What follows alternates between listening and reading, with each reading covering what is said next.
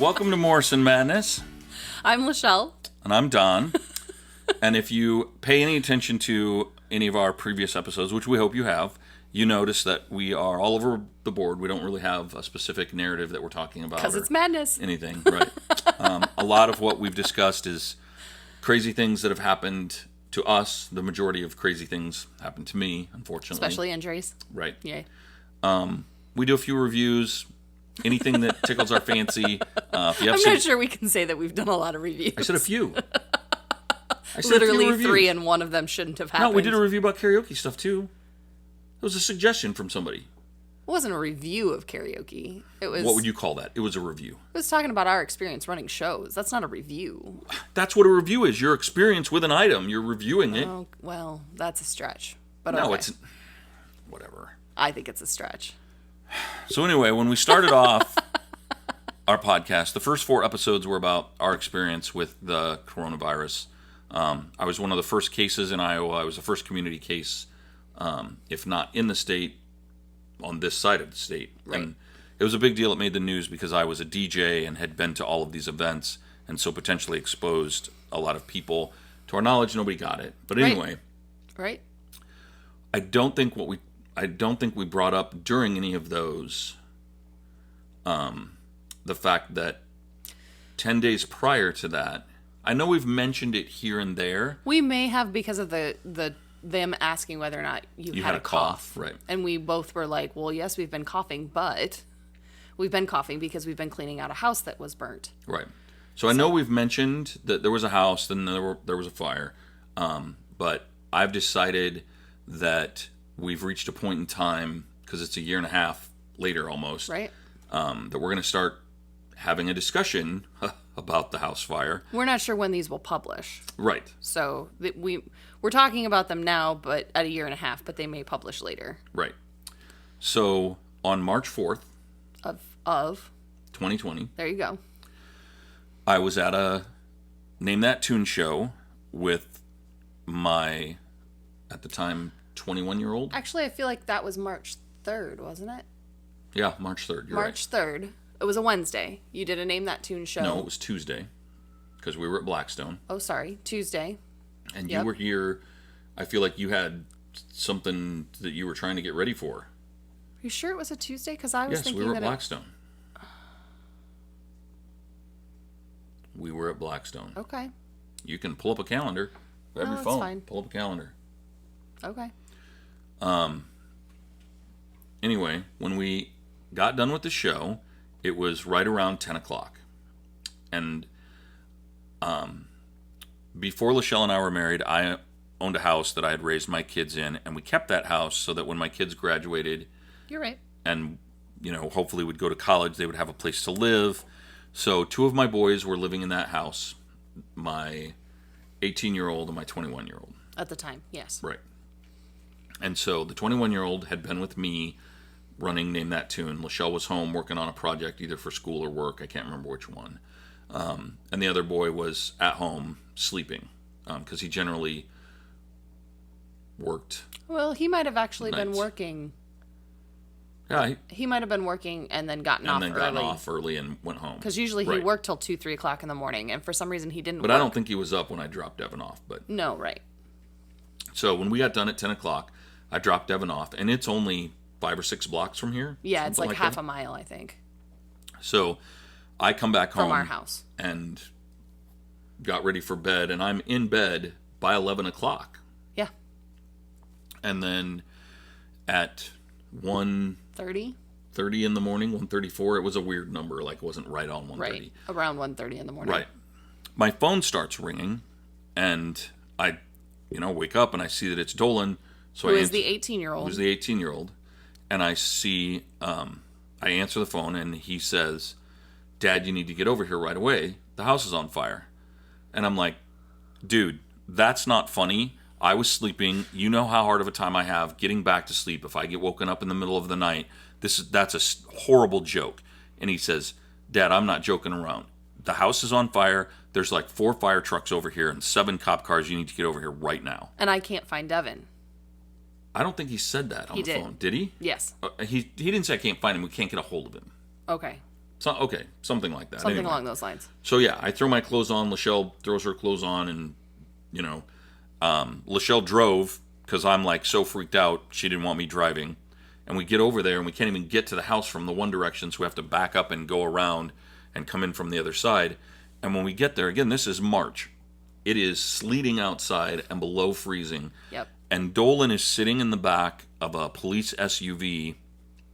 The door's open. I mean, he's not handcuffed or anything, but he's sitting in the back of there holding Lucy, the dog. the dog, the 21-year-old's dog. Which and, the dog is not small. She's... Right, 60 pounds. Yeah. And Dolan is in pajama bottoms. That's all he has on. Right. No socks, no nothing. Yeah, so I immediately take my hoodie off, give it to him, and Lachelle's like, I'll run home, get you guys some more clothes and get a blanket. And then, so she leaves, and Dolan starts telling me the story. I'm like, what the heck happened? And there was a police officer there, and the police officer said, we got a call from a neighbor. You know, we came over, we saw that there was smoke, we started banging on the door. Dolan said, I woke up to somebody banging on the door and screaming, and then I heard a smoke alarm, and I heard Lucy barking, and I got up and came out here, and it wasn't until I got up out of bed that I realized that there was smoke in the house. Well, when I answered the door, the police officer said, you need to come outside right now. The house is on fire. And he's like, well, can I, go in and grab my phone and grab a coat? And they're like, no, you need to get out of the house right now. The house is on fire. Right. Right? Not like, the house is on fire. No. No. The house was on fire. And so he's explaining this to me, and then he says, the police officer says, so right now our concern is the fact that, and I'm sitting in the back of the cop car with Dolan, our concern is that we can't get a hold of your other son, and the fire started in his bedroom. So then I'm like just about to lose my mind, right? All I can think about is what in the hell could have happened? Where's Devin? I'm calling him nonstop. Lachelle has finally come back. I'm telling Lachelle. Lachelle's calling him. The police are calling him. We're trying to think of any friends that he I'm might have messaging his been friends on Facebook, calling any of them that I have their phone numbers. For an hour, I have no idea where Devin is. Yep. And so in my mind, he's in the Dead. house, and I've lost my son. About 2:30, Devin finally calls, and he is like all panicked, and he's like, "Oh my God, Dad, I'm on my way back. I was at a strip club in Cedar Rapids. I'm so sorry. I as soon as I heard the messages, we're on our way back. We'll be there shortly." Which, just to interject, because we like to keep it as humorous as we can, because that's kind of what we do. If at any point in time, a good time to be at a strip club is when your house is lit on fire. Yes. Because you're on camera somewhere. So not that we wanted the 21-year-old hanging out at a strip club, but we were so thankful that he was there that night. Well, I'm not in the long run. anti-strip club. Like, No, I don't but- think strippers are, No. demons and witches and No, whatever, but, it's one of those of, of all the times to Yes. be that it was actually helpful Yes. that he was there that night. Yes.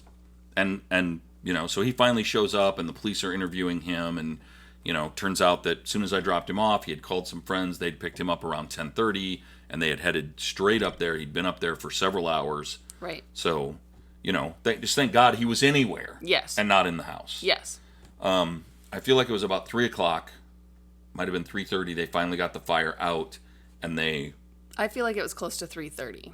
okay. And the fire marshal or the head firefighter, I don't know what his designation was. Whoever was in charge of all of the firefighters said, do you want to do a walk through the house? I was like, is it safe? And he's like, yeah, we can't go into that room, but yes, I can walk you back and you can see.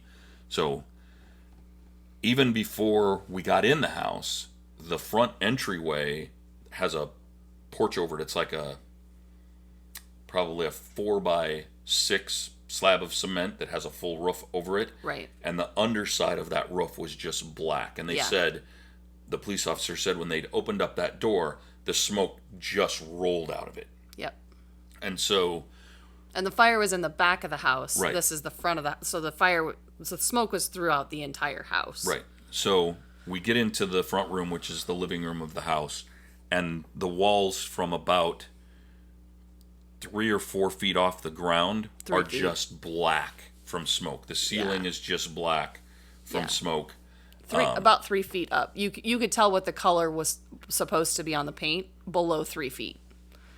3 feet to the floor. And the further back we got in the house, I mean, the more smoke Yes. damage there was. So you go through that living room, and then there's a small hallway with some closets in it, and there's one bedroom off of that. Which is and where Dolan was. That's the bedroom that Dolan was sleeping in. Thank God it was that far away from the fire. Yes. That, the smoke, and his bed just laid on the floor. He didn't have a frame for his bed. So he didn't want a frame because it wouldn't fit. He wanted a larger bed. Right. And he couldn't fit the larger bed frame along with the desk in that small room. So he just decided to put the mattress on the floor. So he was low enough he wasn't inhaling all Thank of that goodness. smoke, or he, could have died from smoke inhalation. Yes.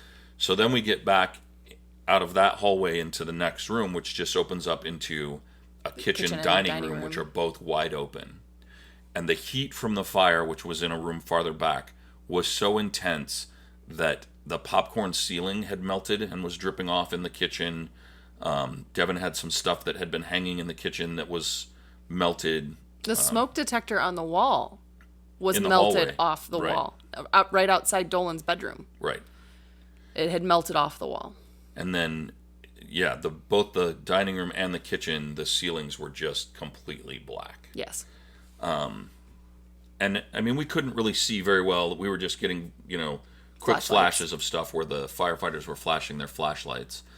And then the next, after those two rooms, there's a small hallway, and there's a bathroom on the right, and then the back 2 bedrooms. At the end of that hallway, Devin had a bookshelf that he had some of his favorite Lego Star Wars, not even a quarter of his Lego Star Wars toys. I mean, Right. Every year for Christmas, for his birthday, he would get 1 or 2 Lego Star Wars from either me, my mom, his mom's parents.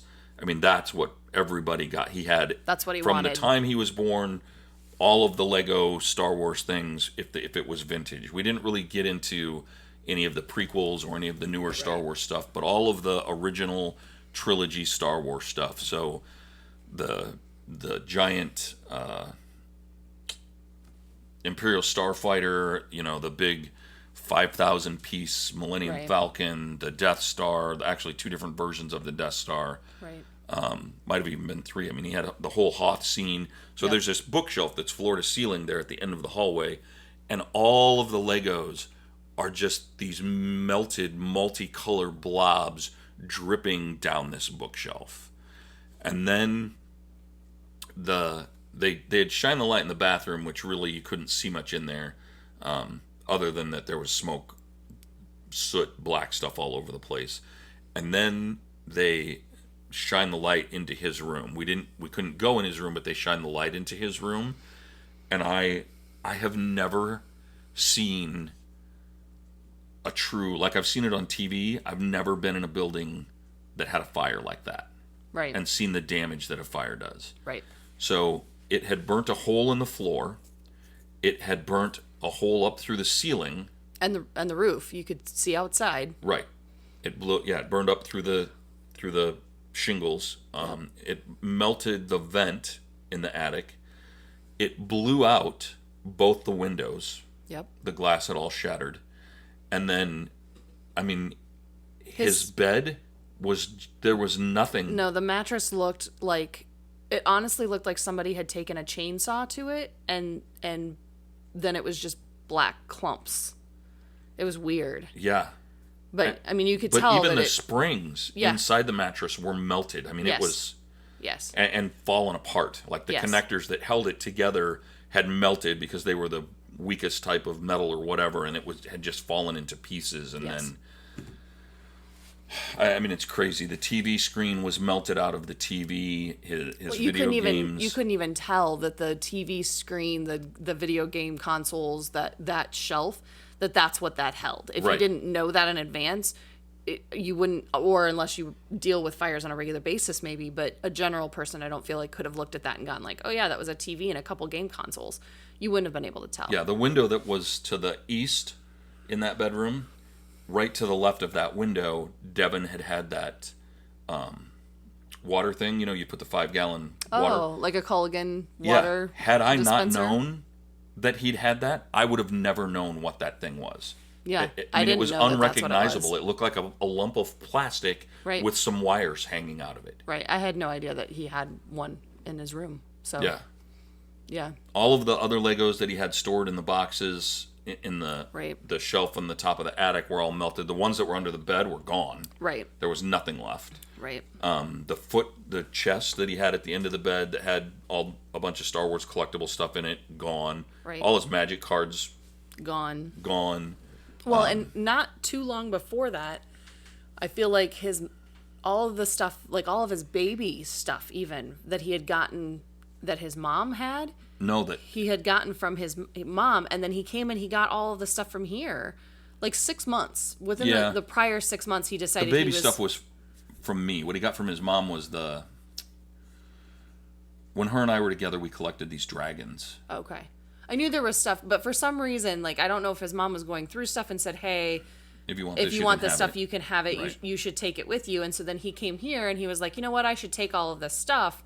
And we were like, yeah, that's fine, you Right. know. And his mom and I had a pet store together, and so Right. there were some fish statues that he had too, and those were all just Right. either melted or burned gone. But all of his memorabilia that you would think, Yes, he had As a baby. had a little wooden train that had the magnets that spelled out his name. right, Gone. right. I mean, the baby toys that you think about, like grandma has from, you know, that kind of thing. That's Yes, his rattle was melted lump. yes, Yeah, all of. I mean, stuff you'll never get back. Stuff that's priceless. right, The gun cabinet that my dad and his dad built together, that was in the closet, that had thankfully only a few guns in it, but I mean, they weren't cheap guns. I mean, there was only like 5 or 6 guns in there. You know, the glass was melted out of it and the wood all charred, and the guns were just, I mean, all you could recognize was the barrels. That was all the wood was burned off of them. Right. The one gun completely melted because it had a clip in it with rounds in it, and the rounds had gone off and blown the gun apart. right. You know, there's nothing salvageable about any of them. No, right. I don't even know if you could get the serial numbers off of them. They were so burnt. Yeah, probably not. So that was that night. You know. Yeah, so that was on the 3rd, you did this show. On the morning of the 4th at 1:30 in the morning is when we got the phone call, which was a Wednesday morning. You were correct. The morning of the 4th. So Dolan, I feel like, came back here. Well, both boys came back here first because we didn't know where to go, what to do. Right. Because it's 4 o'clock in the morning. It's not like you can really get a hold of a lot of people. But the hard part is we had Lucy, and our house is not built to have a large dog. No, not at all. It's not. We have too much stuff, and Lucy was very stressed out, which was totally understandable. And so we knew that she needed to be somewhere that she could relax and calm down. Right. And at that point, Dolan was able to get his phone and his car keys and his Right. wallet. And he Right. called his friend Chris, and he took Lucy, and they went to Chris's. Yes. And spent the night at Chris's. Devin didn't think he was going to be able to sleep. Right. So he wanted to go to his grandma's, which was weird to me, but whatever. Because she was an early riser, and he figured she'd be up and he could talk to her. I think Right. that was the main reason. So he went over there, and I feel like within a half an hour, He crashed. yeah, because of when the adrenaline came down, Yeah. he crashed. Yeah. And we both told both of them, you should go and get some sleep, try and get back here by noon, because we'll have to try and do stuff before businesses close and things for today, but you need some sleep. Because we didn't get back here until 4 o'clock in the morning, something like that. Right. And then, you know, they had all of the questions about what we're going to do for stuff, where we're going to live, and I'm like, we will work on getting all of that stuff figured out tomorrow. The biggest thing is now, you know, you're safe. Right. We'll have to figure out what's salvageable, what's not salvageable. Right. So you're safe. You've both got a place to stay for tonight. You Yep. know, we'll figure out a better place tomorrow. Yep. So it was a very, very harrowing experience. I have a lot of empathy and sympathy for anybody that has ever gone through, whether it's a small house fire or a total loss house fire. Yeah. It's devastating. and heartbreaking. Yeah. Yeah, it is. It's very tough, and it's very traumatic to go through. Yes. And for both boys at that young of an age to basically lose almost all of, I mean, Devin lost all of his possessions. Yes. He didn't even have any clothes other than what he was wearing because Right. everything in that room was gone. Yep. Dolan, at least, a lot of his clothes could get professionally cleaned. But a lot of his stuff was so damaged from smoke that it wasn't salvageable. Yeah, so he got maybe 10% of his stuff back, in all honesty. So there wasn't much left in that house that could be salvaged. And even the cleaning company, they said, we can try and clean any of your plastic, like Dolan collects action figures. Right. They said, but the process that we do with that can ruin them. Right. And it did. It did. It ruined all of them. It just makes the plastic brittle. I mean, the Legos, you can't even take them apart and put them together. They just after crack they've been and crumble. Yeah. So. Yeah, they just cracked and crumbled and they're just gone. So, but for them to lose everything, pretty much. I mean, Dolan's, the 10% that he kept was basically some clothes that were able to get washed. And so he wasn't completely... There were a few other things that were in drawers that weren't as damaged and we could wipe them with Clorox wipes. But yeah, the majority of his stuff was just gone. Right. So we will, and again, I don't know that we'll talk about this sequentially. Right. It might be a few weeks before we bring it up again and tell more of the story, but we might publish these sequentially. Right, about what happened the next day and where, Right. where we were able to find them a place to stay and Right. the process of dealing with all of that. And It was a long, drawn-out process. And then to kind of give you some background, especially if you've been listening to our podcast, this was on March 4th, and Don went into the hospital with the coronavirus on March 14th, 10 days later. So we had a crazy, hectic 10 days before you got the coronavirus, and then we were dealing with both things at the same time. yes. And so there's a lot to cover as far as how things panned out and the process of stuff as we were going through things because of this. And we will tell you about our experience dealing with the fire department, the Yes. police department, the insurance company, the private investigator for the insurance company, Yep. all of those kinds of things. It's not something that I would wish on anybody. It's a horrible experience to have to deal with. But we've survived it, Yes. and we can look back on it and almost laugh. Maybe not quite yet. At some point soon, we'll try and laugh about it. It's stressful. Yes. But, and again, we're a year and a half out when we're recording this, and we're still dealing with it. It's not resolved. No. And so, Not even close to being resolved. no. So and the house is still sitting there. We're still having to go through things that are in the house or figure out how to get rid of the stuff that's in the house. So we're still dealing with this on a daily basis a year and a half later. Yep. So it's a long, drawn out process. So it's not going to just be a couple more episodes, probably. It'll be quite a few. So again, we are Morrison Madness. I'm Don. I'm Lachelle. Thanks for tuning in. Please check us out on Facebook, Instagram, Twitter, all of the social media things. You can hear our podcast on all the podcast places. You can also check it out on YouTube. If you have any questions about anything or suggestions for podcasts, if you have products that you would like to hear us do a review about, please give us comments. Absolutely. Shoot us Facebook messages or whatever. Right. And for sure, make sure, too, that if you're listening, watching, what have you, hit that like button, share it. If you're on YouTube, make sure you're liking or downloading. Subscribing, I think, is the term for podcasts. I'm not a podcast listener. How terrible is that? So make sure you're subscribing to that kind of stuff because that helps us out tremendously and gets our name out there so other people can find this and hopefully hear more about our crazy life and the stuff that happens. Absolutely. Until then, take care. Bye-bye.